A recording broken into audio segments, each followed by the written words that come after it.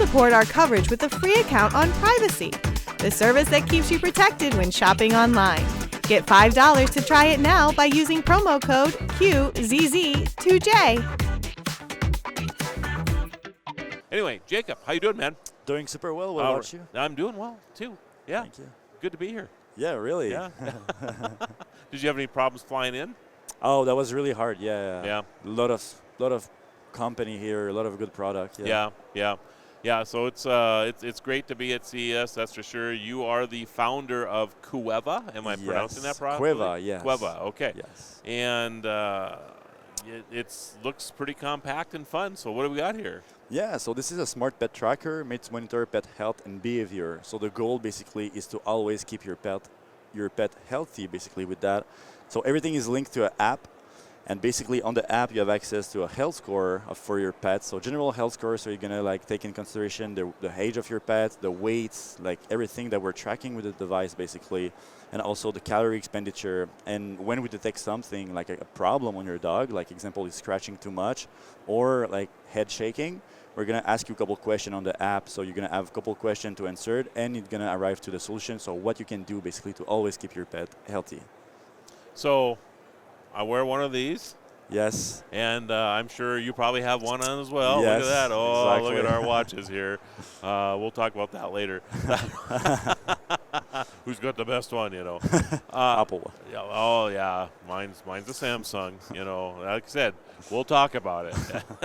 But this is probably kind of the equivalent to a smartwatch, right? As far as the ability to maybe track some things that are going on. Yeah, exactly. And I'm thinking about like, you know, our smartwatches track heartbeats, they track our steps, they track actually a lot of information, you know, they track our sleep rhythms and all of these things. Yeah. You've created an equivalent type of scenario for outside pets. of the timekeeping feature exactly. that a watch would have, right, for your pet. So, and then it notices things. So, like you were talking about, like the head shaking. So, if your dog is starting to shake its head quite a bit, that's probably a sign to something. Symptoms, exactly. Potential symptoms of a potential problem, and with all the symptoms that we're collecting, we're able to prevent like that kind of problem. Yeah. Okay.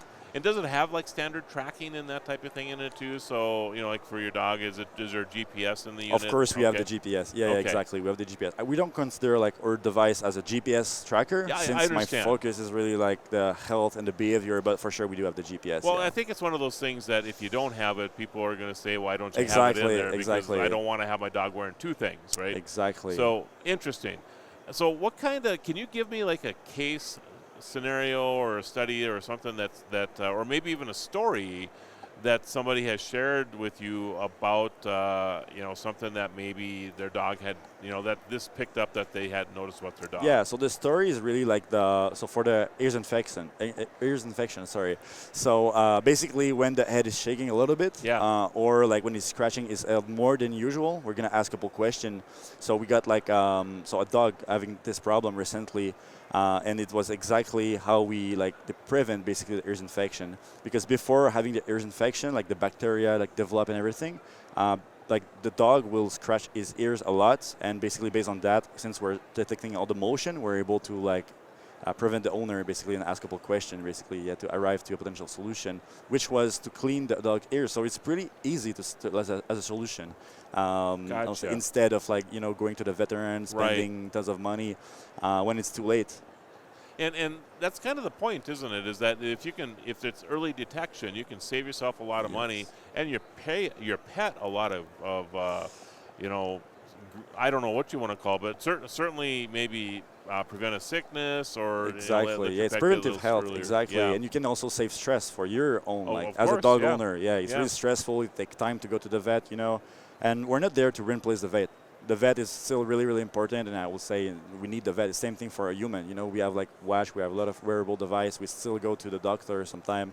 The goal here is really to optimize the vet process on their side, but on a horse side, really, as a dog owner, basically to save money and basically to always keep our dog healthy, because we're going to the vet maybe 1 time a year, 2 times a year, but between all those consultations, we have nothing to track basically our dog's health. Well, and I would have to think that a vet, not unlike a doctor, would like to have more information. Definitely, exactly. So I mean, you're kind of just looking at the dog for 5 minutes and trying to figure out what's going on. Exactly. If you can come in with 2 weeks worth of data exactly. and say, hey, I've noticed this progression with my dog. This is what's been going on, and the vet will go, well, I can tell you exactly what's going on here. Exactly. So, and on that side, we're currently working with veterinarians basically to develop a solution that we're going to connect with their clinic.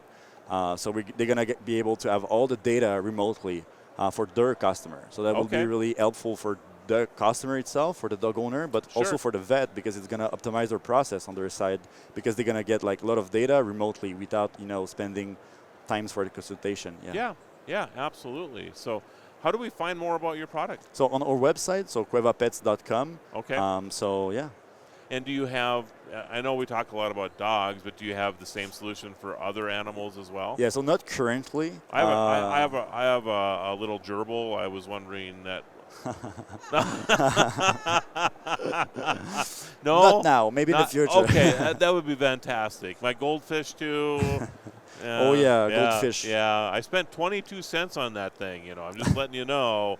Need to keep it healthy, That's right, that's exactly right. So in the future you're going to have something for cats and things for sure, too? for other kind of pets. Yeah. For sure. Currently the goal is really the dog, because we want to be really good for dogs, and after we can expand to like the other kind of pets. Yeah.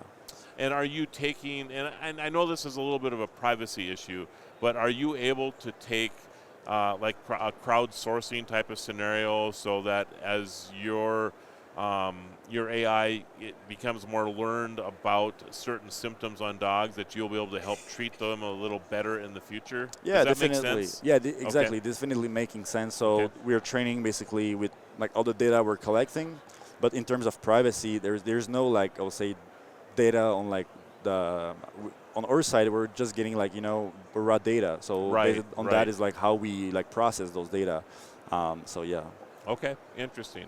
Yeah, I would imagine as it learns more, it'll help diagnose the issues that dogs have in the future. That's the goal, exactly. Yeah. And are you able to then like the different breeds of dogs? I would exactly. Imagine? Okay. So when you like subscribe to our subscription online, you have to choose like your dog breed, your dog like energy level, but also your dog age, and date of birth and everything. Okay. So we're taking all those parameters in consideration in the detection. Yeah. Okay. Very good. Queva.com. So we have quevapets.com. Yeah. Okay. Yeah. Very good. So check it out, quevapets.com. Jacob, thank you so much. Thank you. This is very, very cool, and I wish you all the best. Thank you. All right. You too. All right. Take it. Get out there, everybody. Check it out, quevapets.com. The Tech Podcast Network CES 2025 coverage is executive produced by Adam Barker. Technical director is Kirk Corliss. Associate producers are Nancy Ertz, Tracy Ingram, Xerxes Goddard, Brandy Jackson, and Aviva Cram. Voiceover by Aaron Hurst.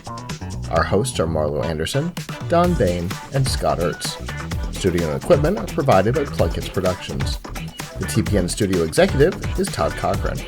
This has been a Tech Podcast Network production, copyright 2025.